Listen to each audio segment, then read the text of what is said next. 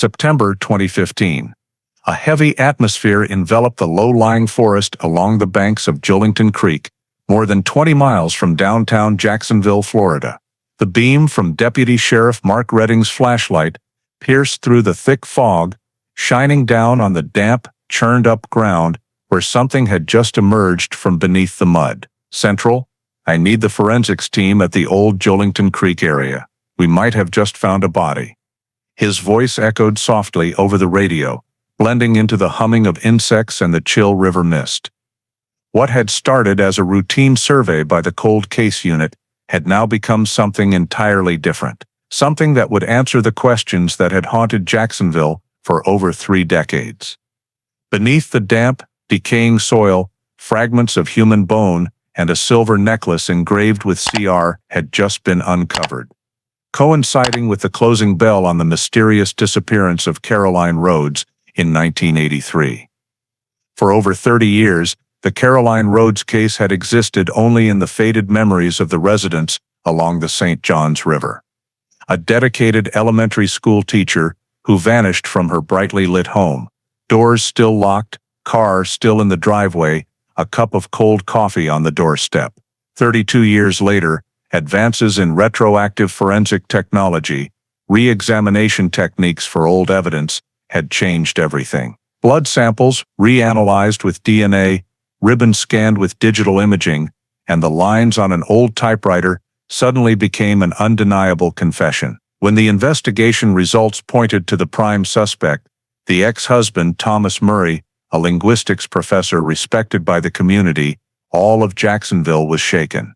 The discovery of the body at Julington Creek didn't just close a disappearance case. It was the first domino in a chain of events that exposed secrets buried beneath the calm facade of a small community for 3 decades. Because when authorities finally issued an arrest warrant for Murray in 2015, it wasn't a drifter or an anonymous criminal, but someone who had lived among them, taught their children, attended victim memorials, and maintained an innocent facade while hiding a horrific truth. The Caroline Rhodes case wasn't just a mystery solved. It was a testament to the perseverance of people who refused to let the case file gather dust, to the power of forensic science that gave voice to a victim silenced for too long. It was also the story of a community once divided by suspicion and of justice, though late, never buried. Tonight, we'll retrace the 1983 disappearance, follow the investigation that spanned over 30 years, and uncover the twist that rocked Florida, the longest-running cold case that science ever brought back to life. This is the story of loss, perseverance, deception, and delayed justice, but not denied. Before we dive into the story, don't forget to subscribe to the channel and hit the notification bell so you don't miss the latest cases. Late June evening in 1983, the quiet neighborhood along the St. Johns River in Jacksonville was steeped in the thick, humid air of a Florida summer. The pale yellow glow from streetlights cast faint light on the sidewalks, stretching long shadows of tree branches swaying in the breeze. In the small white-painted house at the end of River Oaks Drive, Caroline Rhodes, 34, an elementary school teacher, had just folded a stack of her students' notebooks. Summer vacation had just begun. Her 6-year-old daughter was staying with her grandmother in Gainesville, and Caroline was spending the evening tidying up, preparing materials for the new school year. Around 8 o'clock, a neighbor, Mary Wilkins, saw Thomas Murray, Caroline's ex-husband, pull up in his brown Ford and park in the driveway. He stepped out of the car, briefcase in hand, his demeanor calm and polite as always. The two talked on the porch, their voices moderate, enough to catch intermittent whispers mingling with the chirping crickets down the street. "Mrs. Wilkins," said Caroline, seemed tense, arms crossed over her chest, while Murray just stood still, occasionally bowing his head. Around 8:30 he left. The living room lights were still on, the door closed, the Ford rolling slowly out of the street. After that, the neighborhood returned to its familiar quiet. A few neighbors out for late evening walks still saw the light in the small house, but no one paid it any mind. By midnight, the lights were still on, the radio still playing a country music program, but there was no longer a figure by the window. The next morning, Larry Bennett, Caroline's boyfriend, called her. The phone rang long with no answer. He called back a few times, then got a strange, busy signal. Sensing something wrong, Larry drove to River Oaks. The front door was locked, the curtains drawn tight. Caroline's silver Chevrolet was still neatly parked in the driveway. He knocked on the door, calling her name loudly. No response. A chill crept in as he circled to the back of the house. Trying the kitchen door, it was locked too. On the stoop, a half-full cup of coffee had gone cold. There were no signs of a struggle, no note left behind. As the sun rose, the heat blanketed the neighborhood, and Larry ran to the payphone at the corner. His voice cracked as he told the dispatcher. She would never just disappear like this. Something's wrong. Less than 10 minutes later, the first Jacksonville Police Department patrol car turned into the neighborhood. The short siren wail shattered the quiet morning. The police officers stepped out, surveying the quiet house with its tightly shut doors and the living room lights still on. Larry Bennett still stood on the porch, gripping the payphone he'd just hung up. He tried to stay calm, but his voice trembled as he recounted. I called from early morning, no one picked up. The door's still locked. Her car is here. She would never leave without telling me. An officer nodded, asking him to step back while they checked the front door. The lock was intact, no signs of tampering. When the door swung open, a faint bleach smell wafted out, chillingly out of place in the muggy morning. The house inside was tidy, but something was off-kilter. The living room rug was slightly curled at one corner, the armchair pushed back from the table, a potted plant by the window tipped over, soil scattered faintly on the floor. The scene wasn't enough to confirm a fight, but it wasn't normal either. One officer bent down, touching a dark smudge on the cabinet leg, a faint metallic scent lingering. He exchanged a quiet word with his colleague, then they moved on through the hallway to the kitchen. The floor was damp, slick, the light catching in glossy streaks. It felt like someone had wiped it down in a hurry, not waiting for it to dry. On the table, the coffee cup sat beside the stack of notebooks, the steam long gone, a black residue settled at the bottom. The back bedroom was still neat, clothes in the closet undisturbed, jewelry intact. Everything was too orderly to the point of suspicion. A house with no signs of break-in, but the owner vanished, leaving behind a bleach smell and a few small traces that sent chills down the spine. When an officer signaled for the K9 to lead the way, the dog lowered its nose to the floor, whined softly, and headed straight for the back door. They followed the scent trail around the yard, along the fence, until the dog stopped at a shady corner, barking softly. Under a small tree, in the tangled grass, they spotted something black. Caroline's purse. Inside, her wallet, Idaho, keys, even her library card, were all there. No signs of robbery, no money taken, no personal items missing. The purse seemed like it had been tossed away in haste, but not taken along. The police exchanged silent glances. If this was a robbery, everything couldn't be this intact. One murmured. She knew this person. The atmosphere in the neighborhood shifted. A few neighbors gathered on the porch, whispering about the friendly woman who still taught the kids piano every afternoon. Everyone tried to find a reasonable explanation for her disappearance, but none rang true. By noon, the area around the house was cordoned off with yellow tape. Another group of officers began combing the alley leading to the main road, a possible escape route for whoever took Caroline. The ground was still wet from last night's rain, bearing a few jumbled shoe prints, direction unclear, just known to be larger than her shoe size. As the sun blazed down on the street, the bleach smell from inside the house hadn't dissipated, clinging to the heavy air. A young officer stared into the empty living room, shaking his head slightly. If she just went somewhere, why clean the floor like this?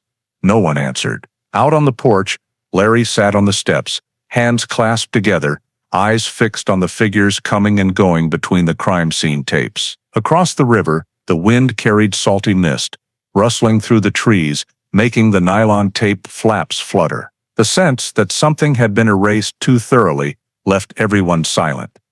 Caroline Rhodes had vanished, and the only traces left in the small house were enough to suggest one truth: last night, someone had been there with her. When the forensics team arrived, the house on River Oaks Drive was fully sealed off. Midday sun beat down on the yellow tape stretched around the fence, fluttering faintly in the humid breeze. Inside, the bleach smell still lingered, mixing with the scent of old wood and river damp seeping through the door cracks.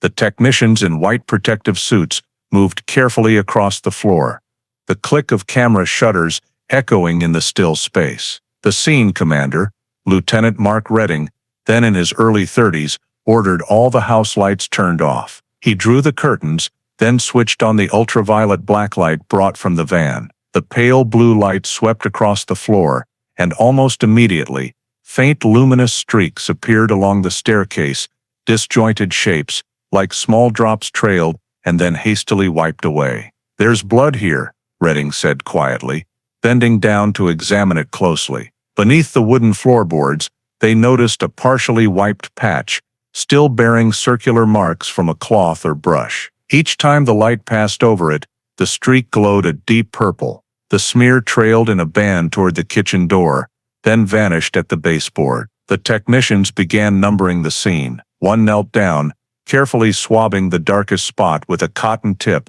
sealing the sample in a small plastic vial. Another photographed the faint shoe prints on the wooden floor, swirling rubber sole patterns, large size, matching common men's athletic shoes. "Doesn't match the victim's shoe size," Redding noted, but his voice was even and low, emotionless. They moved on to the living room area. Under the table, a beige fabric fiber was caught on a wood nail, small and frayed, like shirting or a cleaning rag. It was picked up with tweezers and dropped into a separate nylon bag. Near the sofa, there was a faint drag mark on the carpet, not deep enough to prove something was pulled, but enough to form a streak over half a meter long. A tipped-over potted plant, soil scattered around the table leg, and a faint smear mixed in that looked like something had soaked in, then been cleaned with a bleach solution.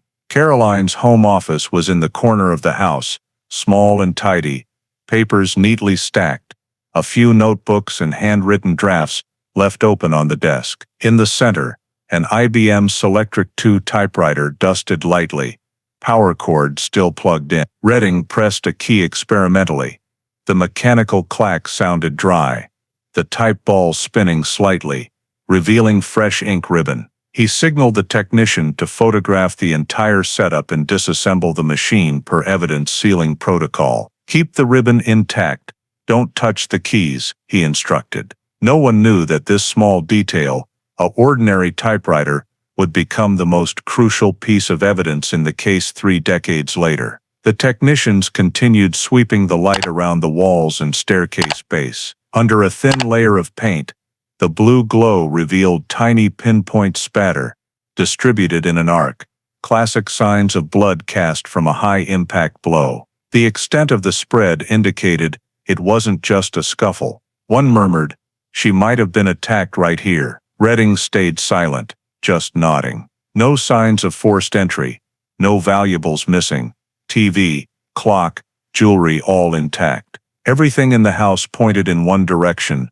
The victim knew whoever entered. Outside, the sunlight had turned harsh gold. The bleach smell faded gradually, replaced by a faint metallic tang from the samples being collected. The entire scene was fully marked by that afternoon. Blood samples, shoe prints, fabric fiber, the typewriter, and a few other items carefully sealed and boxed for evidence. As they prepared to leave, Redding turned back for a look through the open door, where faint light fell on the wooden staircase. It was all too clean, too neat, like someone had spent hours erasing everything, except the traces ordinary light couldn't see. As the forensics team loaded up, the neighborhood had settled into dusk. Wind from the river rose, making the crime scene tape flap wildly. On the porch, Larry Bennett still sat motionless, his blank gaze following each evidence box carried away. No one told him anything, but everyone understood in that small house an assault had taken place, and the woman named Caroline Rhodes likely hadn't left it on her own 2 feet. That afternoon, Florida sun poured down like fire. The small house along the St. Johns River was completely sealed off. Yellow crime scene tape stretched from the backyard all the way to the dirt alley connecting to Julington Creek. On the map, the search area expanded to a 5-mile radius, encompassing the riverbank, winding creek, and the damp lowlands forest around it. The crackle of walkie-talkies mixed with the huffing of canine dogs, the air thick with the scent of crushed grass and river mud. Sergeant Don Hargrove commanded the search team. He divided the groups, a water team heading downstream in metal boats, a land team following the dirt path behind the house. The lead dog tugged hard on the leash, nose pressed to the ground, veering straight through the wooden fence where Caroline's purse had been found that morning. The grass there was still flattened, leaning in one direction. Hargrove followed, eyes scanning the damp earth, where blades of grass were dragged into a narrow trail leading to the mangrove thicket. As sunlight slanted down, the first group spotted unusual mud marks. A shallow drag trail stretched nearly 2 meters, about shoulder-width wide, fading at the water's edge. Next to it were 2 crossed shoe prints, larger than a woman's size. The technician bent down to photograph and measure, then pointed out fresh mud smears. Something heavy was dragged here, then lifted up.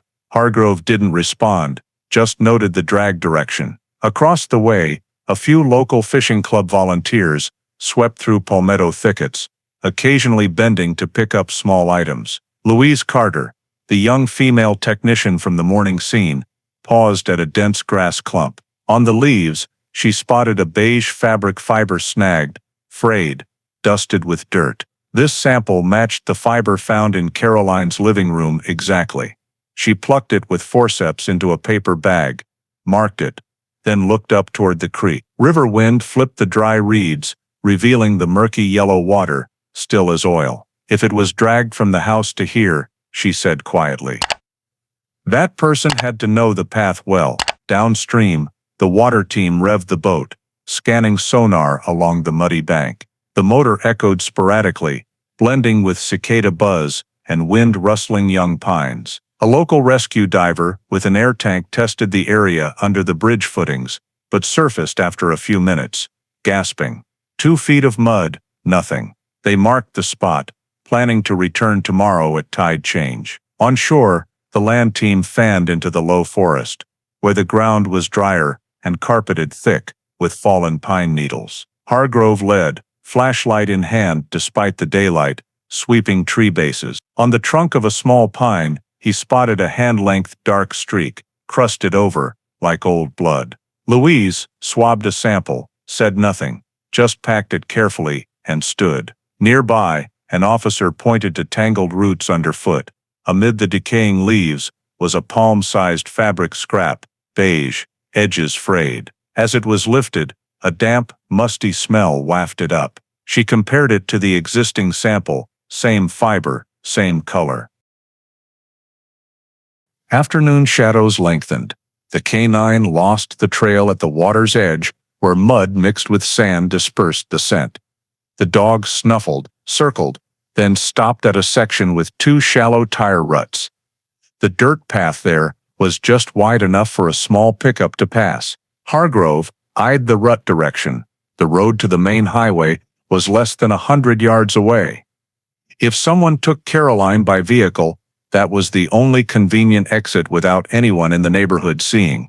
Near dusk, a man living by the river brought out a lantern, telling Ray Molina, the land team lid, that he'd heard strange noises the night before. Around 11, an old engine sputtered a few times, then cut off. After that, dead quiet. I thought poachers fishing. Ray nodded, asking the vehicle's direction. He pointed to this dirt path. That small tip left everyone silent for a moment. As night fell, the group returned to Caroline's house. River wind dragged in cold damp, mixing with lingering mud and bleach smells in the silent home. Along the fence, handheld lights swept over wooden stakes marking spots where the fabric was found, the drag marks, tire tracks. Each location was a faint puzzle piece, but pieced together, the picture sharpened, an assault inside. Then someone dragged the victim out this way, to the water's edge. possibly loaded into a vehicle. Louise paused at the back door, peering through the foggy glass into the darkened kitchen. Inside, the flat blackness reflected nothing. She recalled the faint purple glow under the stairs from the blacklight sweep, small drops smearing like hasty wipes. It all connected, from those marks to the flattened grass and snagged fabric on leaves. No doubt left, it started in that lit house and ended somewhere along this waterway. As patrol cars flicked on headlights, the beams swept the dusty dirt alley, illuminating tree canopies darkening in the night. Everyone packed gear, K9s loaded into vehicles, and the search area fell quiet. In the last twilight, the crime scene tape fluttered before the wind, reflecting the red of the setting sun. No one voiced what they thought, but everyone knew Caroline Rhodes had been attacked in her own home, and that night, her body might have left the place in a vehicle,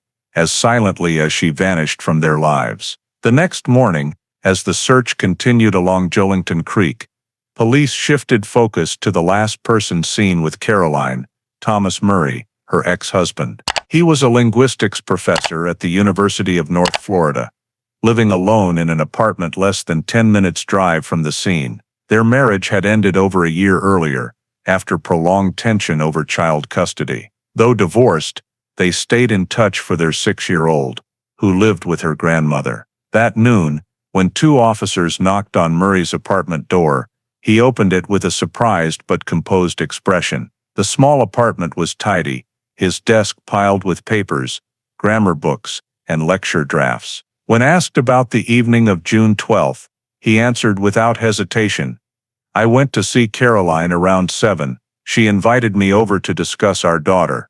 We talked for a bit, then I left. She was fine." His voice was even, almost unwavering. The officer pressed for details on departure time. Murray said he left her house around 8:30, then went home, read and graded student papers. He emphasized they'd had a civilized conversation, no arguments. When a young officer noticed a thin cut on his right palm, Murray explained, "I got nicked by paper while grading, no big deal." He held out his hand, smiling politely, but his eyes were cool, as if eager to end the topic. Throughout the interview, Murray showed no defensiveness. He offered them coffee, patiently answering each question. When informed Caroline was missing, he just furrowed his brow slightly, saying, "I don't believe that. She might be at her mother's." No panic, no anger, just a chilling calm that left those present puzzled. Back in the River Oaks neighborhood, police continued taking statements. Mary Wilkins, Caroline's neighbor, firmly confirmed seeing Murray's brown Ford F-150 pickup parked in front around 7 that evening. "I recognized it right away," she said. "He'd been here many times before the divorce." Another resident 2 houses down also confirmed seeing the same truck leave around 9, headlights off as it hit the main road. This information zeroed the investigation on Murray. Vehicle records confirmed he owned a 1978 brown F-150, used for years. They inspected the truck, finding no blood or matching mud from the scene, but the interior was spotless, floor mats newly replaced. When asked, Murray said simply, "I clean the truck every weekend. I can't stand old smells." From a professional standpoint, everything around him was just plausibly reasonable. No incriminating evidence, no conflicting statements, just uncanny coincidences, timing, location, and relationship to the victim. Lieutenant Mark Redding, the lead investigator, observed Murray through the interview room glass, the tall, lean professor with graying hair, face nearly expressionless. Redding knew this type: smart, controlled speech, law-savvy, and skilled at answering without slipping. When asked one last time if anyone could confirm he was home that night, Murray shook his head. "I live alone, but if needed, you can ask the neighbors. They must have seen my truck parked." He said it with a faint smile, but without looking anyone in the eye. The conversation lasted more than an hour. When the officers left, Murray shook hands with each one, thanking them for working for justice. No one could arrest him, no legal basis, just a heavy hunch hanging in the minds of everyone who left that apartment. Late afternoon, Redding returned to the riverside scene. He stood looking toward the forest where the drag marks had been found the day before. River wind rustled through the mangrove leaves. In his mind, only one image remained, Murray's calm gaze when he heard the news of Caroline's disappearance. Not a single question of what happened, not a flicker of real surprise. As night fell, the lights in the riverside neighborhood gradually came on. In that darkness, only one name echoed in the file: Thomas Murray, the composed, intelligent ex-husband and the last person seen with Caroline Rhodes. The Jacksonville Police Department's lab was on the second floor of an old building, where fluorescent lights always cast a cold blue-white glow that made everything seem frigid. In the room filled with the smell of alcohol and bleach, technician Louise Carter, the one who had been directly at the scene, opened the sealed evidence box from Caroline Rhodes' house. In front of her were 3 items: test tubes containing blood samples collected at the base of the stairs, a small nylon bag holding the beige fabric fiber, and a photo of the shoe print on the wooden floor. Everything was numbered in red ink, carefully taped shut. The blood sample was processed first. At that time, in 1983, the concept of DNA had only just been mentioned in scientific circles, not yet used in forensics. Louise had to rely on the classic ABO blood typing method, the only way to link the blood sample to the victim. Under the microscope, the dried cells were dissolved in a reaction solution. When the liquid turned a pale brown, she knew she had the result: O+. The same type as Caroline, according to the medical records her mother had just provided. Louise recorded the result, but it didn't lighten her heart. In criminal science back then, a blood type match wasn't definitive evidence. In the state of Florida, nearly 40% of the population was O+. That meant millions of people could yield the exact same result. However, what caught her attention wasn't the blood type, but the way the blood was distributed. The spattered drops around the stairs formed a spatter pattern, small streaks fanning out, typical when a victim is struck with a hard object at close range. She presented the results to Lieutenant Redding. He read silently, then said just one thing: that blood couldn't be accidental. She was beaten in the house, but even if he believed it, it still wasn't enough for court. No body, no murder weapon, just a few dried blood drops, proving Caroline was injured, not that she was dead. The next day they continued with the shoe print. The enlarged photo showed a wavy sole pattern, size about 10, common men's athletic shoes from those years. Upon comparison, the technicians noticed a detail. This sole matched the low-top Converse All-Star brand, sold everywhere, including a store Thomas Murray had visited. But like the blood, a match in type didn't mean a match in person. They could only note consistent in pattern and size, a phrasing more limiting than conclusive. The beige fabric scrap was sent to the fiber analysis section. Under the polarizing microscope, the fiber showed a cotton rayon blend structure, plain weave, with the characteristic ivory color of men's office shirts. No brand could be identified, but this fiber type was compatible with threads from a shirt cuff that had been abraded. Louise recalled that when they first met Murray, he was wearing a light-colored shirt, buttoned all the way to the collar. Even though every detail pointed in the same direction, everything still teetered on the thin line between suspicion and proof. Redding walked past each lab table, looking at the results, hands on his hips. We have her blood, men's shoe prints, fabric from men's clothing, but no one can say that person was Murray, he said. And without a body, the court won't listen. Outside in the hallway, the ceiling fan creaked in the sweltering afternoon. Louise looked at the thin stack of test results, feeling helpless. She knew that just a bit more advanced technology, a DNA sample, a hair fiber, even a drop of sweat, would let them know for sure who had been in Caroline's house that night. But in 1983, all they had were microscopes and intuition. A few days later, Redding brought the file to the state prosecutor's office for consultation. The person in charge at the time, Assistant District Attorney Ed Marks, reviewed everything and set the papers down, his tone nonchalant. Blood type match, shoe size match, fabric type match. I see all matches but nothing unique. Can't prosecute without a body. Redding bit his lip, silent. He knew he couldn't argue. The law at the time required corpus delicti, physical evidence that a crime had occurred. A missing person, even with blood in the house, could still be considered to have left voluntarily. In the press, the case was noted briefly: local teacher missing, police suspect foul play. After a few weeks, the news faded. At the lab, the evidence box was closed, sealed, and sent to storage under file code FJ83 6112. Louise affixed the final label to the lid, placing it on the metal shelf next to dozens of other unsolved cases. As she turned off the lights to leave, she glanced back, the rows of silent paper boxes, like unfinished stories in the dark.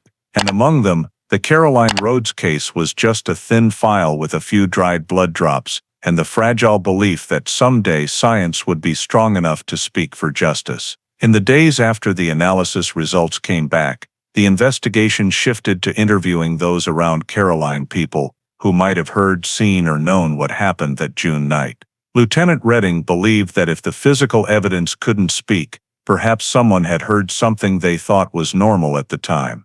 The Riverside neighborhood had fewer than 20 houses, mostly middle-aged families or retirees. Police knocked on every door, starting with the two adjacent to Caroline's. Mrs. Mary Wilkins, the first to report seeing Murray arrive that day, recounted the story. They talked for about half an hour on the porch. She stood with her arms crossed, and he bowed his head, seeming like he was explaining. Not loud, but not pleasant. She added that around 7:50, she still saw the light in Caroline's house, then drew the curtains to sleep, hearing nothing more.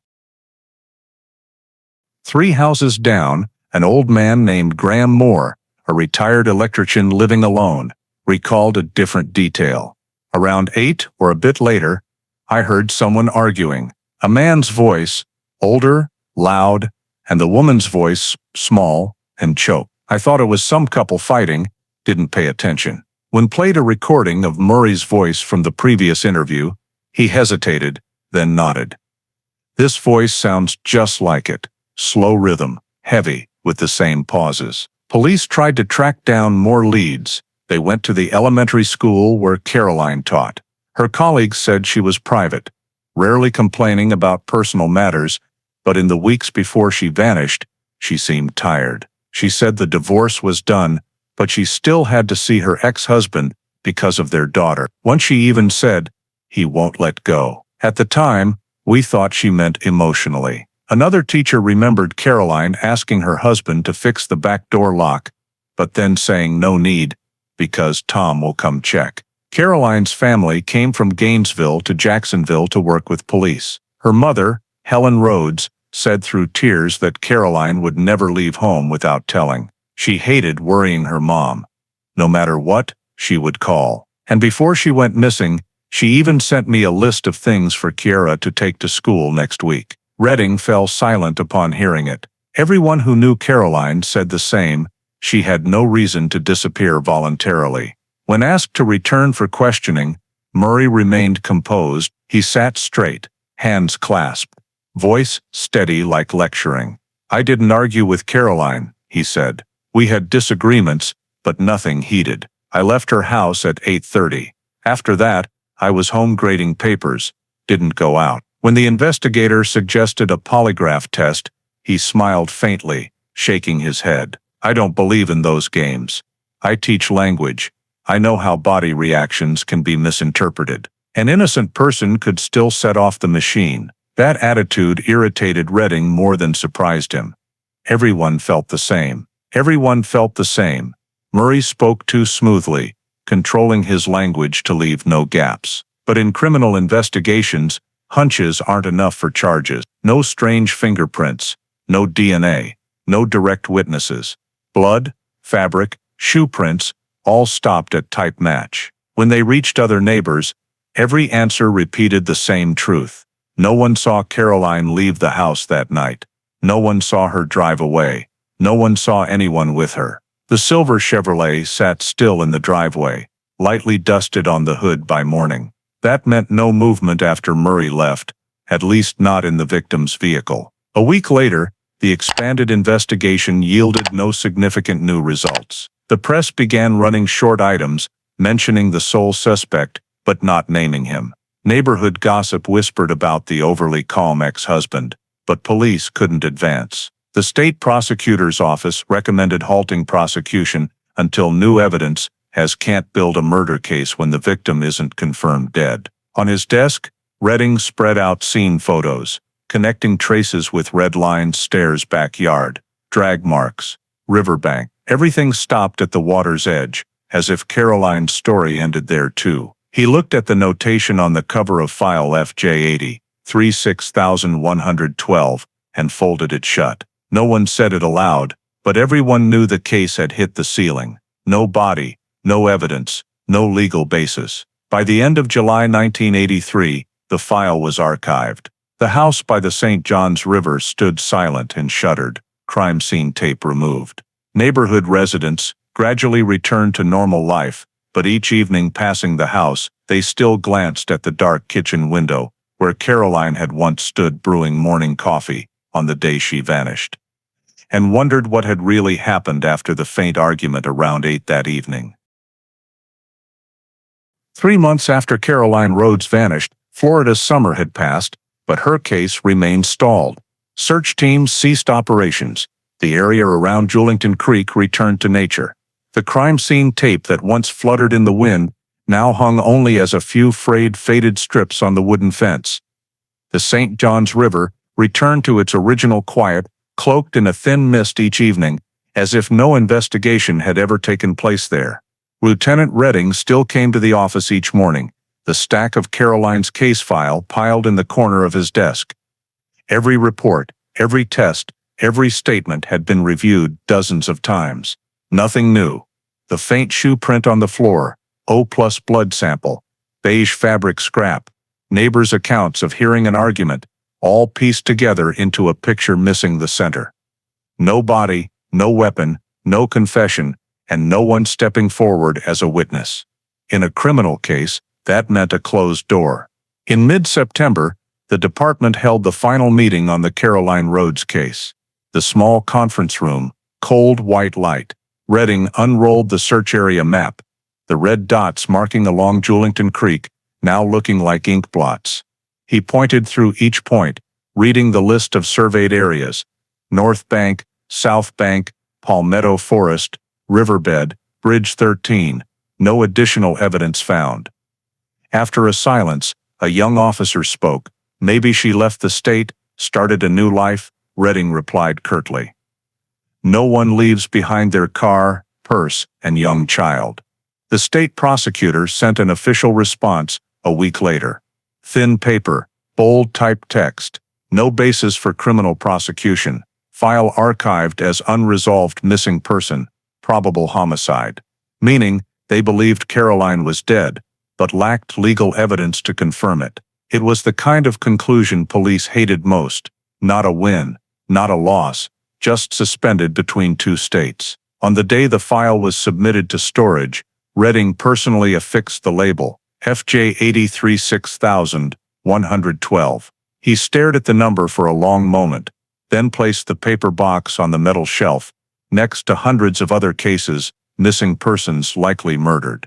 The steel door of the storage room closed, cold air emanating, enveloping the evidence held by time, a few Polaroid photos, the IBM typewriter, the bag with the fabric scrap, and a copy of Larry Bennett's initial report, the man who called 911 that morning. As the case closed, those involved gradually left the story's rhythm. Caroline's family returned to Gainesville, taking 6-year-old Kiara, the only remnant of the old marriage. Thomas Murray resumed teaching, keeping his usual routine, giving no interviews, and not leaving Jacksonville. To his students, he remained the model professor, speaking slowly and precisely, never mentioning his ex-wife's name. All that remained was Redding, haunted by the unanswered question. He drove by the riverside house many times, looking at the porch where Caroline once stood, then turning toward the water. Everything seemed washed clean, no traces left. Each time he gazed at the dark water under the sunset, he always thought, she might still be somewhere around here. We just haven't looked in the right place. Time passed. The 1980s went by. Forensic technology began changing the world of criminal investigations. But the Caroline Rhodes case was never reopened. Her name faded into the list of Florida's missing persons. Each year, only a local paper mentioned it in a brief item, with a black and white photo of her smiling in the classroom. Caroline Rhodes' disappearance, 1983. No progress. And then, for the next 32 years, file FJ83 6112 lay dormant in the cold storage of the Jacksonville Police Department, gathering dust, but never fully forgotten. Because somewhere, in the dried blood drops, old fabric scrap and dusty typewriter, the truth was still waiting to be called awake. In the years that followed, Jacksonville changed day by day. New neighborhoods sprouted along the St. Johns River, concrete bridges replaced old wooden docks, and those who once lived in River Oaks gradually moved away. But deep in the concrete basement of the city police department, where the temperature was always kept at 10 degrees, the Caroline Rhodes case file lay silent. From 1984, the file box sat on shelf 6. Row B, labeled in red hash, FJ83 6112. Unresolved missing person, probable homicide. Inside, everything remained intact. The IBM Selectric Tuck typewriter wrapped in sealed cloth, plastic bags with dried blood samples, a few faded color Polaroid scene photos, and Caroline's calendar with her last handwriting, 7 p.m. Tom. No one touched it again. Time swept away the people who had investigated the case. Lieutenant Mark Redding left the force in the late 1990s, his hair nearly all gray. But in his personal journal, there was still a handwritten line. Caroline Rhodes, no ending. Louise Carter, the technician, then in her early 20s, later became head of forensics. She once proposed reopening the case in 1998, when DNA testing was first introduced in Florida. But the budget didn't allow reviewing cases without bodies. New cases, drug crimes, surging violence, pushed old files deeper into the shadows. In 2003, the first electronic storage system was implemented. Old files recoded. Box FJ83 6112 was scanned with a new code, but no supplemental data. No DNA samples, no new evidence, no arrested suspects. It was noted in the internal database with a single line. Pending identification of victim remains. Over those 3 decades, forensic technology advanced leaps and bounds. Labs in Tallahassee and Miami had begun using touch DNA, YSTR, then forensic imaging, tools unimaginable in 1983. But for a file without a body, without updated stored samples, it remained infeasible. Newcomers to the field might have read Caroline Rhodes' name in the list, but only as an old missing person case among thousands. Occasionally, a young reporter dug up archives for a commemorative article, Jacksonville's Unsolved Cases. In the reprinted black and white photo in the paper, Caroline still smiled gently, hair neatly tied, eyes bright with confidence. But no one remembered who she was anymore. Only that she once lived by the river and vanished one summer night in 1983. It wasn't until early 2015, when the Jacksonville Police Department launched the Cold Case File Revival Project, that Caroline's story returned to the light. The project was partially funded by the Federal Justice Fund, aimed at reviewing unsolved cases with stored biological evidence. Hundreds of old file boxes were gradually moved from cold storage to the tech room, including those forgotten for over 30 years. One March morning, young technician Erica Dominguez, in the field less than 2 years, was assigned to check the FJ file row.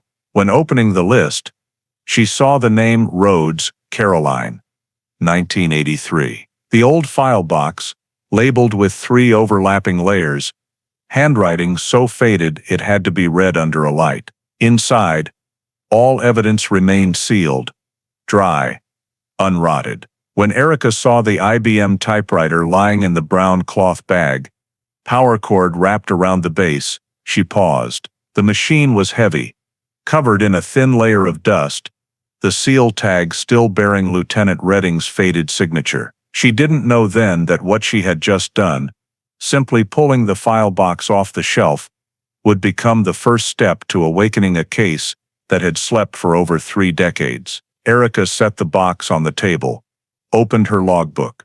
The first line she wrote, Case FJ83 6112, Caroline Rhodes, status, cold case, evidence intact. That day, the file was officially transferred to the Jacksonville PD's cold case unit. The steel door of the cold storage closed behind her. On the shelf, the remaining gap was just the width of one paper box, but that gap, after 32 years, had opened the path for the Caroline Rhodes case to be told once more. The evidence storage room was in the old basement of the Jacksonville Police Department. Pale fluorescent tube lights illuminated endless rows of metal shelves where thousands of file boxes stood packed side by side. Erica Dominguez, 26-year-old technician, bent down to push the cart holding files for revival that week. When reading the label FJ83 6112, Rhodes, Caroline, she stopped. This file box was older than the others, cardboard yellowed, but the seal intact. At the bottom corner of the label, a nearly ink-faded signature, M. Redding. Erica pulled on rubber gloves, gently breaking the seal. The smell of old paper and preservative rushed up, carrying the distinctive dampness of time. Inside, besides the small evidence bags, one item stood out at the box bottom, the IBM Selectric typewriter. She leaned down, touching the worn wrapping cloth, feeling the clear weight and chill of the metal. An old piece of tape stuck on the lid, handwritten, "Do not test," preserved until further notice. She lifted the machine out of the box, placing it on the examination table. When the angled light hit, the black ink ribbon faintly reflected, revealing unusual segmented gaps. Erica, a forensics tech graduate, knew that each keystroke left a micro-imprint on the ribbon, like the writer's fingerprint. She tilted the machine, examining closely, and saw in the ribbon section between two old text layers a faint sequence of characters, evenly spaced, but not in straight lines. A few letters clearer, "Make someone disappear. Make someone disappear." Erica held her breath, not daring to touch it further. She immediately noted it down, then called Lieutenant Mark Redding, who was now in charge of the cold case program. Just a few hours later, Redding, now in his 60s, with nearly all gray hair, appeared in the storage room. He stood silently for a moment in front of the typewriter, as if he couldn't believe the item he had sealed more than 30 years ago was still intact there. "You're the one who signed this tag?" Erica asked. Redding nodded, his eyes still fixed on the machine. "I remember it clearly. We took it from her desk, but back then, no one thought it was important." They decided to transfer all the evidence from the Caroline Rhodes case to the Florida State Lab. For the first time in 32 years, the dried blood vials, fabric fibers, and typewriter were unsealed. This time, the technology was different. The old blood sample, previously only identifiable as O+, had a few remaining cells extracted. The technician used the touch DNA method, separating gene strands from the dried protein layer. Each tiny bit of material was processed in a sterile chamber, run through the YSTR system, allowing identification of distinct genetic markers, even from degraded samples. After several days, the results came back. The DNA from the scene matched the gene profile stored from Caroline's mother, confirming that the blood in the house was the victim's. At the same time, the IBM typewriter was sent to the forensic document analysis room. The experts used multi-layer digital scanning techniques to separate each ink layer on the ribbon. When magnified, the line of text that Erica had discovered appeared clearer. "If you want to make someone disappear, start by cleaning the floor." That sequence of characters lay between two layers of legitimate text. One, a lecture draft by Thomas Murray, retrieved from university teaching records. Analysis of keystroke depth, type ball impact intensity showed typing force, key angle, and compression, matching the writer's unique habits, like a biometric signature. Erica and the team of experts exchanged silent glances. The instructional sentence, typed on the victim's machine, by the hand of the once suspected person, like a confession hidden for 3 decades. Redding viewed the scan image, then said quietly, "I've seen a lot of strange evidence, but nothing that's spoken this loudly." He requested a full cross-check comparison with Murray's 1983 lecture samples, verification of keystroke intensity, examination of character misalignment. 3 days later, the results confirmed the text on the ribbon was typed by the same person as Thomas Murray's documents. In parallel, the lab completed the DNA report. The 2 gene strands matched perfectly. No nucleotide discrepancy. For the first time in 32 years, investigators had scientific evidence confirming the blood at the scene was Caroline's, and the device in her home had been used by the sole former suspect. When Redding received the printed results packet, he sat silently for a long time. In the small room, the ceiling fan turned slowly, light shining on the old photo of Caroline Rhodes taped to the front of the file. Everything seemed to return to the starting point. But this time, he knew for sure the story hadn't ended. He set the documents back on the table, looked up at Erica. "Prepare the file to reopen case FJ 83-6112. We've found Caroline's voice. It's right there on the machine she used." The morning the official analysis results arrived, the Florida State Lab was nearly silent. The 12-page report sat in the middle of the table, with the bold printed line, "DNA profile match confirmed, Caroline Rhodes." Lieutenant Mark Redding put on his glasses, reading each line slowly. The touched DNA results from the dried blood sample on the victim's floor matched perfectly with Caroline's mother's gene profile, stored in the system since 1998. There was no doubt anymore. The blood streaks discovered under the stairs 32 years ago belonged to the teacher who vanished in 1983. In the chilly conference room space, Erica Dominguez placed a second document packet on the table. "And this," she said quietly, "is the ribbon result." Redding opened it, light from the window shining on the enlarged photo of the IBM ink ribbon scanned at high resolution. Between 2 thick layers of printed text was a faint row of characters, slightly tilted, readable in a chillingly clear way. "If you want to make someone disappear, start by cleaning the floor." The line was like a thin blade, slicing through the air. No one in the room said anything. A forensics expert who performed the analysis explained in a low voice, "We confirm this text lies between 2 different uses of the machine. One prior was a grammar lecture draft, and one after was a household chore list. Keystroke depression level, impact pressure, character spacing. All match the typing habits of the person who typed Thomas Murray's 1983 documents." She flipped to the next page. The comparison image displayed 2 lines of text, one from Murray's lecture draft stored at the University of North Florida, one from the ribbon segment on Caroline's typewriter. The S keystroke slightly tilted left, the T character often depressed 0.5 millimeter deeper than the rest of the line. Distinct features of the old type ball Murray used. Computer analysis gave the probability of coincidence at 1 in 6.7 billion, virtually 0. Redding looked at the image, then closed his eyes. 32 years ago, he himself had collected that machine from the brightly lit room by the St. Johns River. Back then, it was just an ordinary item, no blood, no fingerprints, no one thought it important. Now each keystroke had spoken, recounting what Caroline could never tell. That afternoon, the forensic document analysis room held an internal presentation to announce the discovery details. On the screen, each ribbon layer photo was projected enlarged, interspersed with keystroke rhythm charts. An older technician, gray-haired, pointed to the chart. The writer used stronger force than usual on the 2 words "cleaning the floor," indicating emphasis, not accidental machine testing. "This is a complete sentence, with meaning, impossible to be random coincidence." Erica stood in the corner of the room, feeling like she had just witnessed a moment where science turned into the voice of the dead. She didn't know Caroline, had never seen any photo of her beyond the old portrait in the file. But now, looking at those faint printed letters, she felt like she could hear a cry for help trapped in the metal for 3 decades. When the meeting ended, Redding called the city police command room. His voice was calm but firm.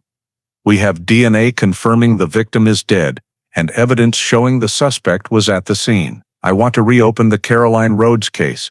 Transfer the file to active homicide investigation." There was silence on the other end, for a few seconds. Then the chief investigator's voice. "Do it, Mark. It's time." Late afternoon, he returned to the cold case room, where the typewriter was now kept in a humidity-controlled glass case. He placed his hand on the glass, his gaze stopping at the old seal label with his own 1983 signature. On it, the ink had faded, but Redding was still readable. "You've waited too long," he said quietly. Almost like an apology. That same week, the investigation team was re-established. Erica was assigned to handle the technical aspects, while Redding commanded overall. They reviewed the entire file, digging through every Polaroid photo, every statement. What 30 years ago was dismissed as type match was now re-examined with modern science. Shoe prints, fabric fibers, mud streaks, all sent to analysis rooms for spectral scanning, potentially tracing origins or specific brands. That evening, when Redding left the office, Jacksonville was immersed in a fiery red sunset. He stopped the car by the St. Johns River bank, right where Caroline once lived.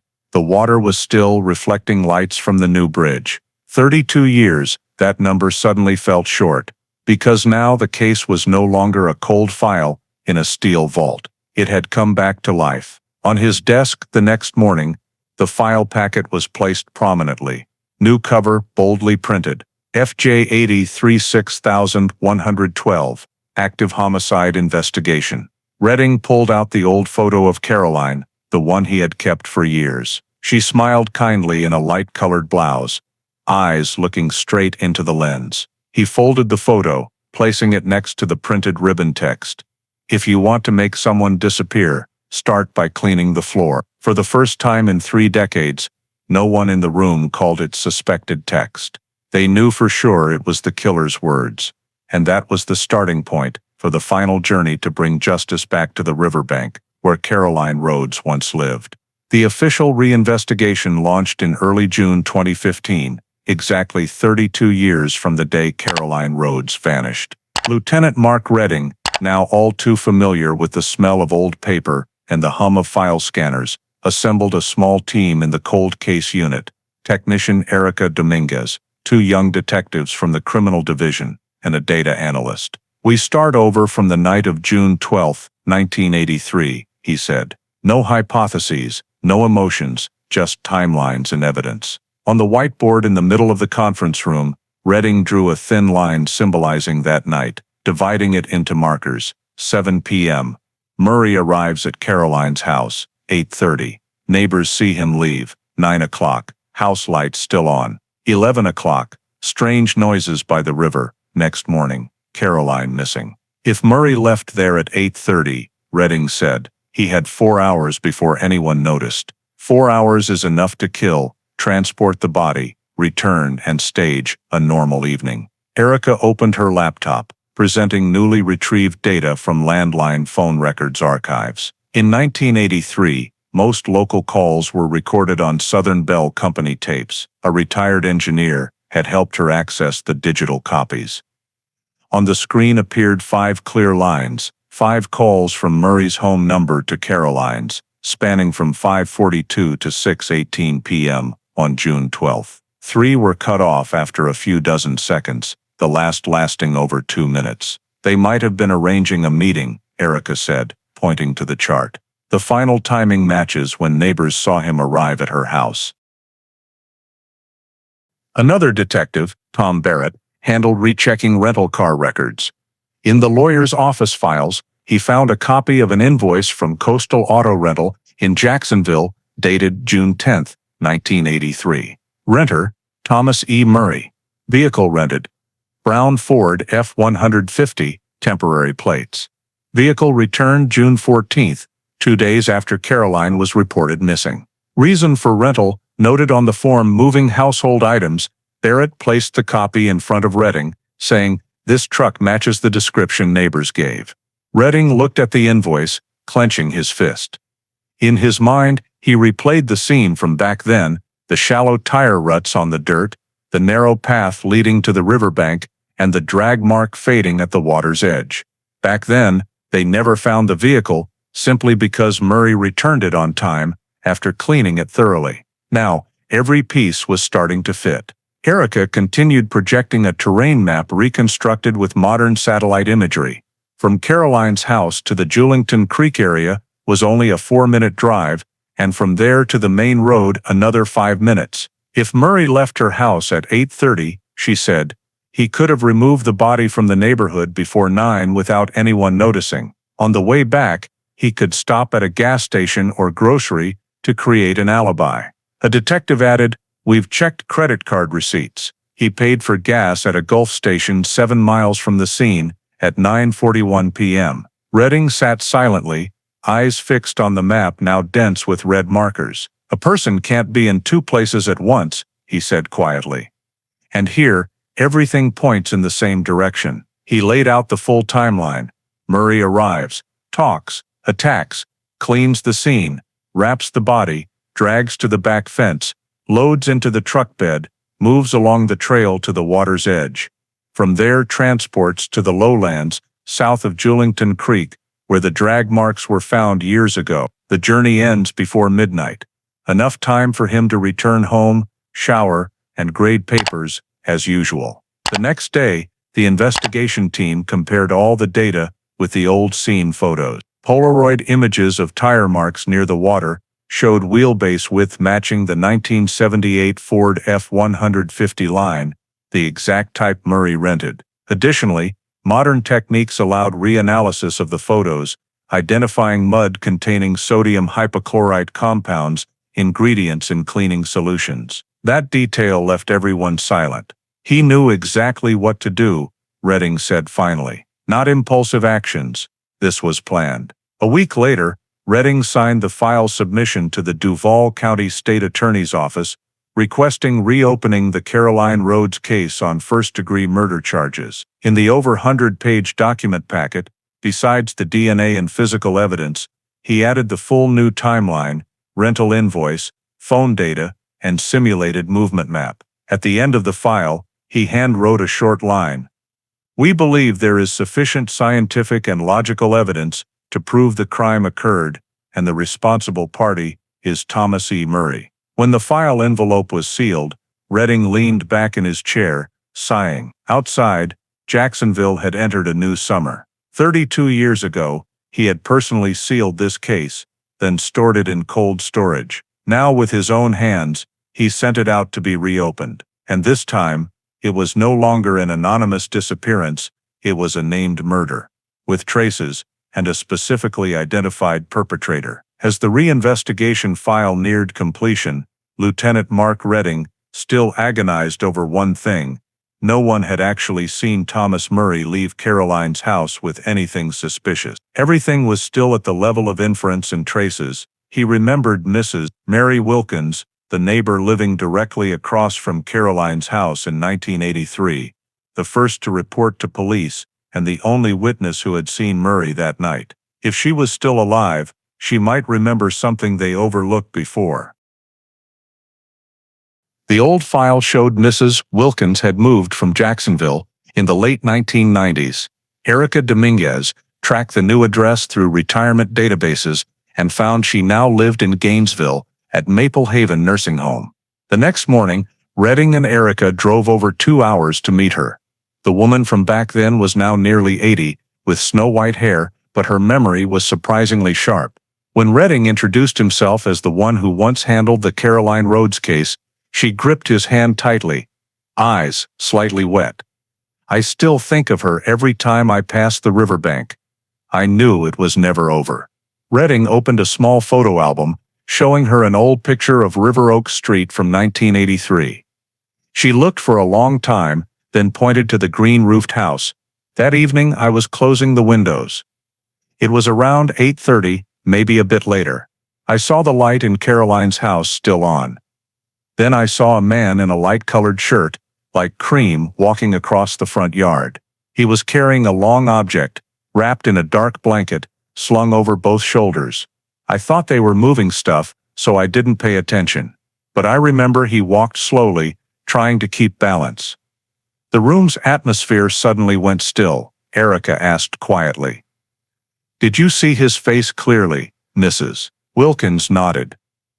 "Not very clearly. The porch light was dim, but his hair was light, cut short, and his gait slightly hunched. I remember because it was different from Caroline's son's posture. It was only the next morning I learned she was missing. When I saw the ex-husband's photo in the paper, I shuddered.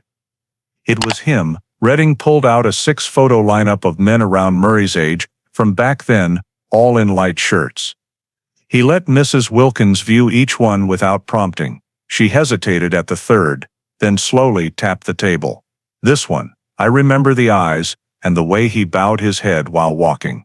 It's him." Erica recorded the statement, ensuring all procedures followed 2015 standards, Federal Eyewitness Protocol, Independent Identification Process. No suggestions, with a third-party monitor confirmation. The result was noted as positive identification, definitive identification. This new testimony, though from an elderly witness, was still valid and fully legally admissible. As they left the nursing home, Redding was silent for a long time. In the car, Erica asked, "Do you think she remembers accurately?" He replied, "After 30 years, people can forget a lot, but not images that scared them, and I believe her." The next day, Mary Wilkins' statement was added to file FJ 83 6112, along with the DNA results, rental invoice, phone data, and typewriter evidence. This testimony became the final piece Redding had waited for over 3 decades. The state prosecutor read the file, flipping through each page, then looked up, "Enough basis. We'll seek an arrest warrant."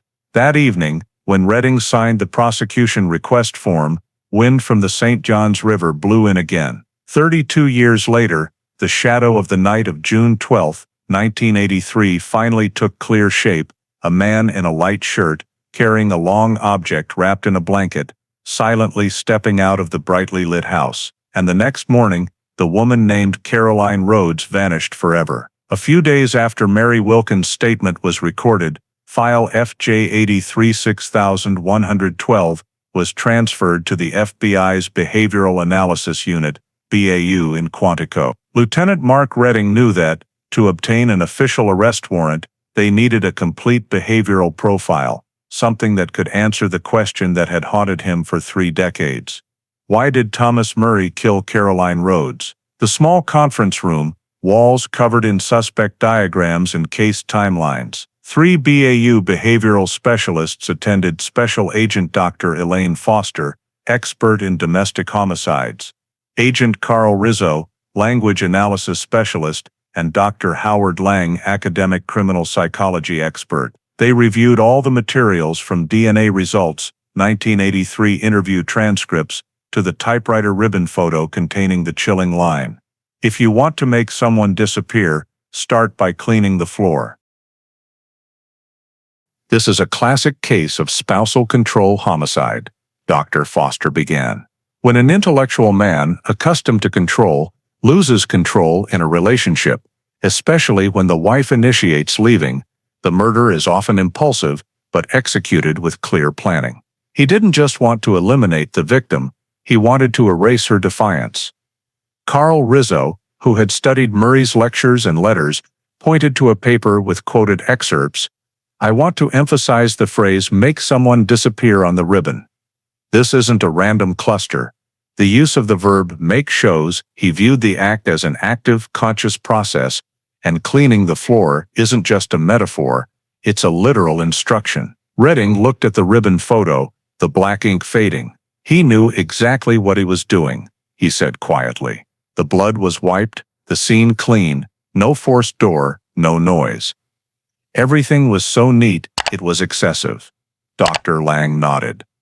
"That's a classic sign of offender familiarity, the perpetrator familiar with the victim and the crime scene." He was confident because he knew every spot in the house, knew how to erase traces, knew where the light didn't reach. When the victim is attacked in a familiar environment, the perpetrator tends to clean up rather than flee immediately, because subconsciously, it's still his space. All three agents agreed that Murray's behavior showed high control and obsession. When Caroline decided to leave and demanded custody, he lost the dominance he always took for granted, Foster said.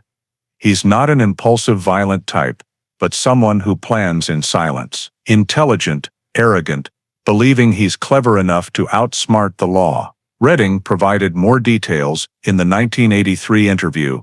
Murray didn't ask, "How is she?" but only said, "If I were you, I'd look at me first." Carl Rizzo noted, a classic sign of intellectual narcissism. The perpetrator believes his intelligence is an impenetrable shield. Dr. Foster signed last, pushing the file toward Redding. He didn't kill just out of jealousy. He killed because he couldn't stand being rejected. People like Murray don't go mad, they calculate. But that calculation itself left traces. Redding reread the conclusion, his finger trembling slightly as he touched the last line. High probability offender, acted alone. Each word like the final stamp on the doubt he had carried for 3 decades. He looked around the room, his voice slow but clear. So we have enough. Motive, evidence, witnesses, behavior, every piece fits. The next day, the FBI behavioral profile was sent along with all the new evidence to the Duval State Attorney's Office. In Redding's notes section, he wrote briefly, "Request issuance of arrest warrant for Thomas E. Murray on first-degree murder charge." That afternoon, he stood alone in the parking lot, looking up at the Jacksonville sky turning golden. In his pocket, the FBI report copy still warm from the printer. 32 years ago, Murray had left the Riverside house with a blanket wrapping something no one dared name. Now, the behavioral profile had revealed his true self. And this time, there was no place to hide. Early morning on September 14, 2015, the sky over Gainesville still misty when 2 unmarked police cars quietly pulled up in front of the single-story brick house at the end of Pine Meadow Court. In the yard, wildflowers grew mixed with knee-high weeds, and the old Ford F-150, now repainted silver gray, parked neatly by the porch. Inside the house, Thomas Edward Murray, 67, was sitting reading the newspaper. His reading glasses slipped halfway down his nose. When the door was knocked 3 times hard, he stood up, still maintaining his usual composure. "Thomas Murray?" Lieutenant Mark Redding's voice sounded from outside the door. "Yes, that's me. Duval County Police. You are under arrest on a warrant for first-degree murder in connection with the death of Caroline Rhodes." Murray's gaze froze for a split second. Then he adjusted his glasses, smiling faintly. 30 years, and you still haven't stopped obsessing." 2 officers stepped forward, reading the arrest warrant clearly. He didn't resist, just said softly, "I'll need a lawyer." At the Jacksonville Police Headquarters, Interrogation Room 3, the old room Redding had used many years before, was prepared again. On the table, thick file packets and the forensic ribbon photo were placed ready. Murray entered, hands cuffed, posture still straight, face not much different from his 1983 photo. The same small smile at the corner of the mouth, the dry, cold eyes of someone who always believed he understood the game better than anyone. When the investigator began the interrogation, he didn't wait long to speak up. "Did you find her body?" Murray asked, voice even, cold. Redding replied, "Not yet. But we have everything else." He slumped into the chair, hands clasped, still appearing calm. "I didn't kill anyone," he said. "As for the typewriter, I only typed on it a few times. I'm a writer, not a killer." Redding opened the document packet, pushing the forensic ribbon photo toward him. In the light, the faint black text appeared clearly. "If you want to make someone disappear, start by cleaning the floor." Murray paused. The smile on his lips faded. He stared at the photo for a long time, eyes unblinking. "Did you write this?" Redding asked. "I don't remember. We have evidence confirming the keystroke force, key depression, and frequency matching the lecture you wrote in 1983. You call that coincidence? Maybe I was testing the machine. Maybe it was a joke. I don't remember. Redding didn't respond. He turned on the large screen displaying satellite images, timeline maps, the Ford F-150 rental invoice, Mary Wilkins' statement, and the FBI behavioral report. When it came to the description, a man in a light shirt, carrying a long object wrapped in a blanket, leaving the victim's house. Murray turned his face away, taking a deep breath.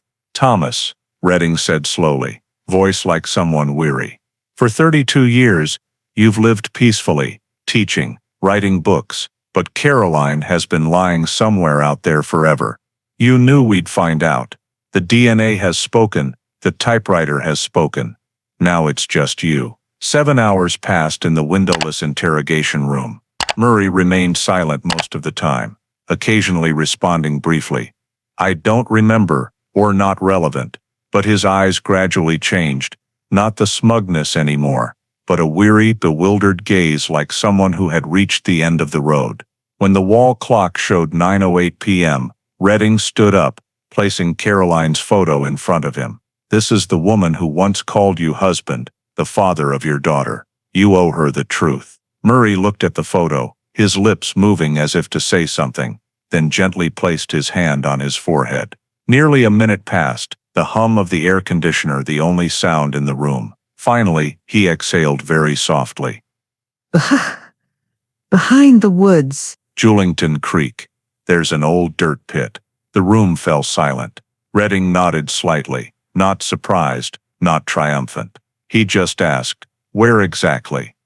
The old trail south of the water's edge, where the oak tree is broken. I just wanted to clean up. No intent to kill, just lost control. Murray bowed his head, hands trembling slightly. Redding left the room, ordering the forensics team mobilized. Prepare the excavation team, Julington Creek area, southern forest section. After dawn the next day, halogen lights illuminated the entire low forest. Police strung tape around a damp clearing, where according to Murray was where he buried her. The characteristic Florida smell of mud and decaying leaves thick in the air. Shovels plunged into the soft ground, layers of earth carefully removed. After nearly 2 hours, one of the technicians called out, "There's something here." Everyone stopped quickly. A faint white bone segment emerged from the mud, small, slender, the forearm. A few inches away, more bone fragments, arranged in the shape of a body lying on its side. A dark rotted fabric scrap still clung, stuck with mud and roots. As they continued excavating, a small object gleamed under the light, a tarnished silver necklace, pendant shaped like a flower, engraved with CR. Erica bent down, her hand trembling slightly as she picked it up with tweezers. "Matches the photo of the victim wearing it in the file," she said quietly. Redding stood behind, silently watching. 32 years, and finally Caroline Rhodes had been found. Not just a name in a file, but a real person, lying under the soil where he had searched throughout his career. When the bone bags were sealed, dawn began to break over Julington Creek. The first sunlight touched the water, reflecting off the freshly cleaned silver necklace. Redding looked at it, feeling both peace and pain. He knew the investigation wasn't over. Now was when Caroline returned to justice, and Thomas Murray had to face what he had avoided for over 3 decades. The analysis results were sent to the Jacksonville Police Department 10 days after the forensics team completed the excavation. In the sealed envelope stamped by the Florida State Lab, the bold printed line on the first page made Lieutenant Mark Redding read it 3 times. DNA profile, full match. Caroline Rhodes. All analyses matched perfectly. The gene sequence from the bone marrow matched the blood sample in Caroline's mother's medical records. And the hair fibers collected from the soil around the skull matched exactly with her hair stored in the old evidence. After 32 years, science had finally confirmed what he had always known in his heart. Caroline Rhodes was dead, and her body was the one lying under the mud in the Julington Creek forest. The analysis report was over 50 pages, covering the entire chain of evidence from 1983 to 2015. Each piece connected by scientific data, no longer hypotheses or guesses. The first line of the summary table read, "Blood matched to victim. Ribbon linked to suspect. Confession led to body." Everything closed perfectly, a straight line throughout, from the first blood stain in the brightly lit house, to the characters on the IBM typewriter, and finally, the confession revealing the burial site. All evidence pointed to one person, Thomas Edward Murray. The forensics room detailed the remains examination results. Fracture marks on the back of the skull indicated a strong blow with a hard object. Direction from left to right, matching the description of blood spatter injuries on the house stairs. On the ribs, there were horizontal drag marks, indicating the body was dragged after death. The rotted fabric scrap found with the body was identified as a burgundy velour blanket, the type listed as missing from Caroline's house. The silver necklace engraved CR had oxidized, but the inner engraving was still clear. Each detail was an answer to the question the case had left for over 30 years.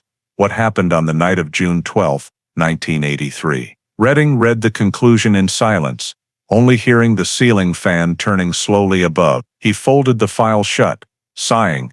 She finally gets to be called by her right name, not missing victim, but murdered person. Beside him, technician Erica Dominguez nodded quietly. She had read every page, every DNA test code, every gene spectrum chart. All led to an undeniable conclusion. Caroline Rhodes was murdered in her home. Her body moved, the perpetrator someone familiar to her, and no one other than Thomas Murray. The prosecution file was prepared in the next 2 weeks. Duval State Attorney Angela Hollis, who had prosecuted many no-body murders, considered this one of the most solidly built files she had ever seen. She requested the investigation team compile the entire chain of physical and behavioral evidence in chronological order. The O+ blood sample discovered at the scene in 1983, now identified by DNA as Caroline Rhodes's. The IBM typewriter ribbon containing the line, "If you want to make someone disappear, start by cleaning the floor with keystroke pressure and key pattern matching Thomas Murray's lecture." The brown Ford F-150 rental invoice from June 10, 1983, along with witness data confirming the vehicle near the scene. Mrs. Mary Wilkins' statement, the neighbor, seeing a man in a light shirt carrying a long object wrapped in a blanket leaving the victim's house that evening. Identification matching Thomas Murray. Murray's 2015 interrogation confession, precisely indicating the location where the body was found, containing information only the perpetrator would know. The FBI Behavioral Unit report was attached at the end, stating clearly, high-probability offender acted alone.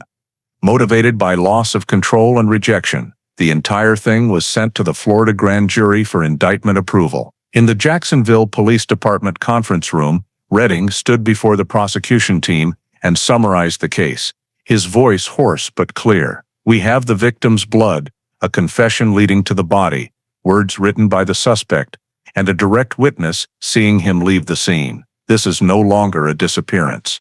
This is a deliberate murder, planned and concealed by the arrogance of someone who believed he was smarter than justice." No one in the room said another word, only the printer hummed as the 30-page indictment was signed and stamped. On October 6, 2015, the Duval County State Attorney's Office officially announced the indictment of Thomas Edward Murray for first-degree premeditated murder under Section 782.04 of the Florida Criminal Code. The charge carried the maximum penalty, life imprisonment without parole or death. When the indictment was announced, local media quickly reported, 1983 cold case solved, professor arrested in murder of ex-wife. Public shock. Many of Murray's former students couldn't believe the model professor from back then was accused of killing his wife. And Caroline's family, after over 3 decades living in the shadow of doubt and loss, finally could hear the words justice mentioned alongside her name. That day, Redding sat alone in his office, looking through the window toward the St. Johns River bank, where it all began. He opened the old photo of Caroline, the young woman with a gentle smile, eyes bright with life, then looked at the file packet coded FJ80-36112, just transferred to Duval County Court. 32 years, a circle closed. Every line of text, every bloodstain, every fabric scrap led to this day. Before leaving the office, he signed an additional line in the transfer log. All evidences and forensic materials have been authenticated, cataloged, and delivered to Duval County Court for trial. All had been authenticated, cataloged, and handed over for trial. Outside, Jacksonville's afternoon sky cast orange sunlight on the river surface, sparkling like the dried bloodstain from years ago under fluorescent light. Redding said softly, as if to the woman he never forgot, "You've waited 32 years, Caroline. Now justice is coming." At Duval County Court, the case file was placed on the judge's bench with a bright red seal. A case thought buried by time had been revived by the power of science, the perseverance of people who wouldn't forget, and the truth that couldn't be erased. The Caroline Rhodes case, 1983, was officially added to Florida's priority trial list, and this time, no one called it a cold case anymore. On May 4, 2016, the Duval County Circuit Court was packed. Outside, Florida media set up long rows of cameras, reporters crowding the steps of the old white stone courthouse. In the first row of the courtroom, Helen Rhodes, Caroline's mother, sat quietly beside Caroline's daughter, now 38, Kiara Rhodes, who had grown up never knowing why her mother disappeared. Across from them, Thomas Edward Murray entered in an orange prison jumpsuit, his gait still slow, head slightly bowed. Though over 60, he still maintained the neatness of a professor, but his eyes had lost the arrogant confidence of old. The trial was presided over by Judge Marcus Heller. From the start, prosecutor Angela Hollis declared, "This is not a case of the past. This is a case of justice, justice delayed for 32 years." Throughout the first morning, the prosecution presented the entire chain of evidence, each forensic piece recreated like a reverse timeline. The blood drops on Caroline's stairs, the IBM typewriter ribbon, the Ford F-150 rental invoice, neighbor Mary Wilkins' statement, and especially the DNA sample matching perfectly with the remains excavated from the Julington Creek forest. On the large screen, the forensic photo was projected. The faint text on the ribbon appeared clear, chilling like a mechanical confession. "If you want to make someone disappear, start by cleaning the floor," Hollis said, voice calm but firm. He didn't just write that sentence, he executed it, step by step. The courtroom fell silent. A few in the audience bowed their heads slightly, some with tears welling. Kiara turned her face away when the image of the silver necklace engraved CR appeared. Defense attorney David Klein stood to counter. He argued that circumstantial evidence couldn't prove intent. "Your Honor, my client was coerced in an interrogation without counsel. His mention of the dirt pit was not a confession, but a suggestion to help find the missing person. And don't forget, 32 years, no body, no weapon, no direct witness at the scene." Klein tried to keep his voice firm, but Hollis just smiled, pulling out the new forensic report. "We don't need witnesses when science has spoken." She called Erica Dominguez, the young cold case unit technician, to testify. Erica detailed the analysis process. The DNA sample from the blood in the house in 1983 matches completely with Caroline Rhodes' DNA. The IBM typewriter ribbon retains keystroke pressure marks, character spacing, matching the defendant's writing sample. We used touch DNA technology to identify biological traces on the enter key of the machine, and the result matches Thomas Murray. Klein objected. "There's no way to determine that biological trace wasn't contaminated after 30 years. Erica replied concisely, eyes straight. All samples were sealed intact, stored in cold storage from 1983 to now. No signs of contamination, no errors. And to emphasize, only the person who typed that line would leave biological traces in that position." The prosecution continued calling Special Agent Dr. Elaine Foster from the FBI Behavioral Unit, who had profiled Murray. She presented, "Thomas Murray belongs to the highly organized offender group, acting out of loss of power control in the marriage. He didn't kill impulsively, he staged it, from writing down his thoughts, cleaning the scene, to disposing of the body. This is a classic pattern of spousal control homicide. When Hollis presented the next piece of evidence, the audio clip, excerpted from the 2015 interrogation, the jury nearly held their breath. The screen replayed the segment of Murray sitting at the table, hands clasped tightly, voice hoarse and weary. Behind the woods, Julington Creek. There's an old dirt pit. Then, after a few seconds of silence, the next sound rang out. Low, trembling, almost a whisper. She's still there, under the trees. That sound made the entire courtroom dead silent. Helen Rhodes burst into tears, Kiara gripping her hand tightly. Hollis turned to the jury. We don't need to imagine. He said it himself, and under those trees we found Caroline. Defense attorney Klein tried to rally an objection, claiming the audio recording didn't constitute an admission of guilt, just an emotional speculation. But Judge Heller banged the gavel, overruling, a statement leading to the discovery of the victim's body. That's irrefutable evidence. In the days that followed, the trial continued with testimony from dozens of witnesses and experts. Mary Wilkins, though frail, appeared, recounting the last time she saw Murray that night. Her voice trembled, but was clear. I saw him, in a light shirt, carrying something long wrapped in a blanket. I can't forget it. When Hollis asked, "Are you sure that man was Thomas Murray?" she replied, without hesitation. I'm as sure as I'm standing here. The defense had little room left to maneuver. They tried to revive doubts about the 1983 investigation procedures, but every gap had been proven by modern technology. An independent forensics expert appointed by the court stood to confirm no signs of fabrication, no procedural errors. This is one of the most solid chains of evidence I've ever seen in an old case file. On the 12th day of the trial, Prosecutor Hollis stepped forward for closing arguments. She looked straight at the jury, her voice steady and resonant. Thomas Murray thought his intelligence could outsmart the law. He thought wiping the blood would erase the crime.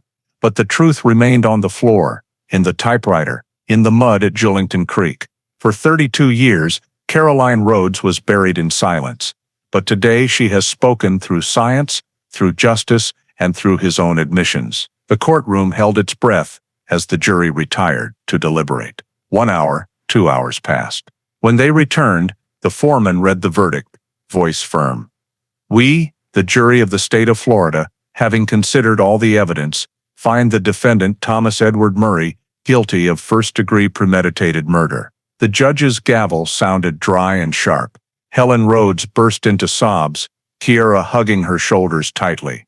Murray sat motionless, eyes staring into the empty space ahead. No anger, no pleading, just emptiness. When the judge pronounced sentence, life imprisonment without parole, he closed his eyes, head slightly bowed, as if finally accepting the inevitable. Prosecutor Hollis didn't celebrate, just bowed her head to the jury. Redding, sitting at the back of the row, quietly stood up. He had completed a long journey, from the first night stepping into the brightly lit house by the St. Johns River, to this morning, when justice was named. Outside the courthouse, a light wind from the river carried the scent of salt and earth. Kiara approached, taking Redding's hand, saying softly, "Thank you. Because of you, my mom gets to come home." He just smiled, replying quietly, "It wasn't me. It was her who never stopped demanding justice." That afternoon in Jacksonville was bathed in brilliant sunshine. Johns River sparkled like metal.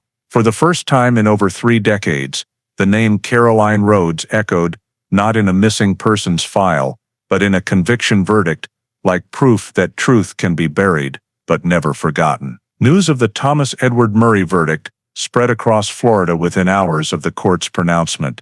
That evening, most local TV stations opened their broadcasts with the same ticker headline, "Longest cold case cracked, thanks to retroactive forensics, justice for Caroline Rhodes," after 32 years. Images of the IBM typewriter were replayed, alongside the faint black text on the ribbon. If you want to make someone disappear, start by cleaning the floor. Many viewers shuddered.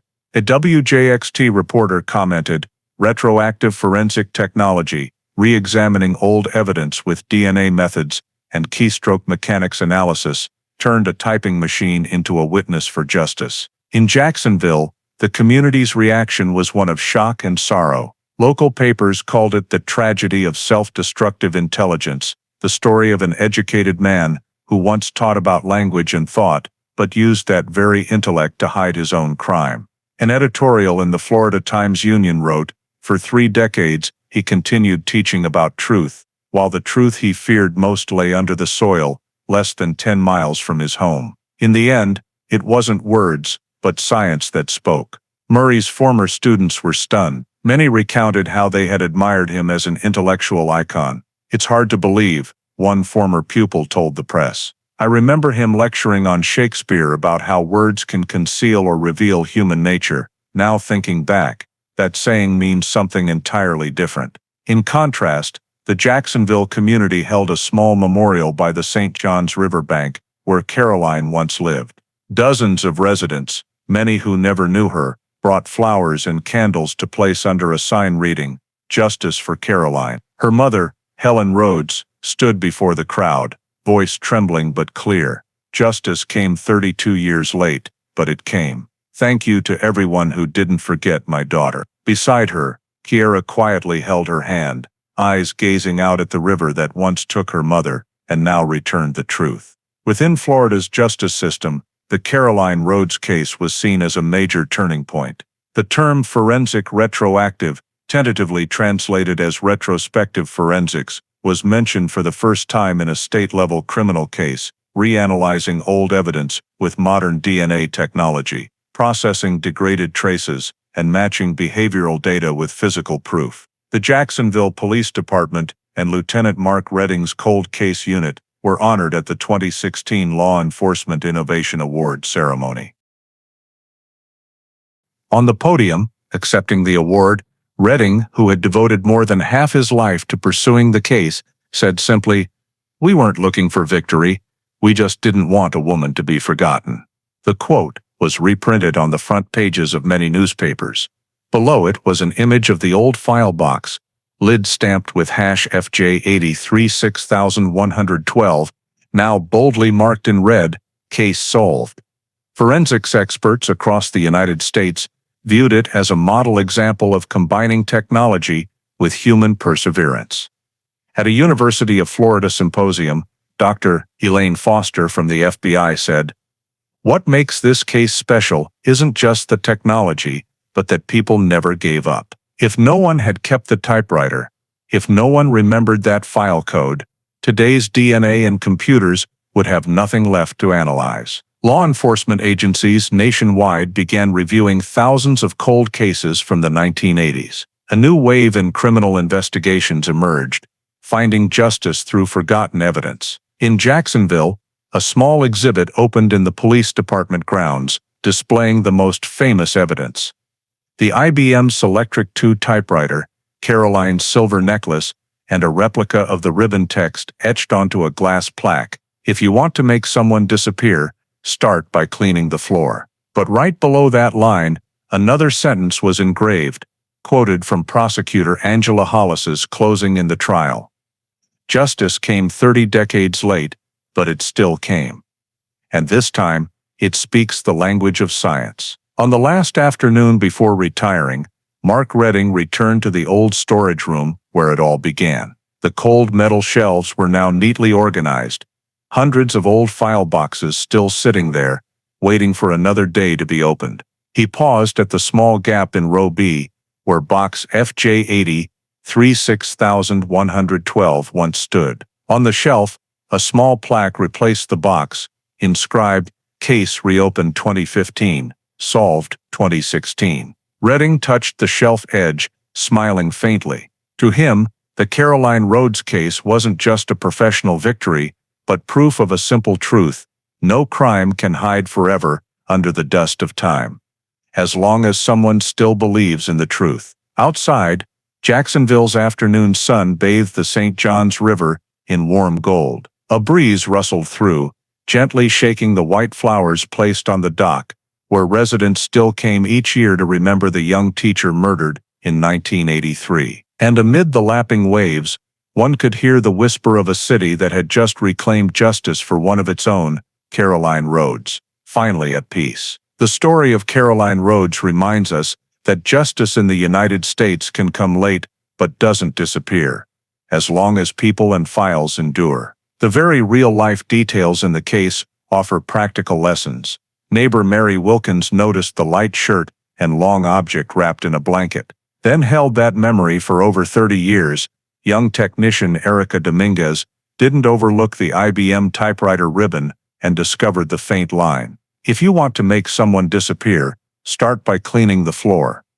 The cold case unit used touch DNA, YS-TAR, to link the O+ blood streak in the house with the remains under the Julington Creek forest. From there, advice for the present: if you're in a controlling relationship, being stalked, threatened, the other person suddenly cleaning excessively after an argument, make a safety plan.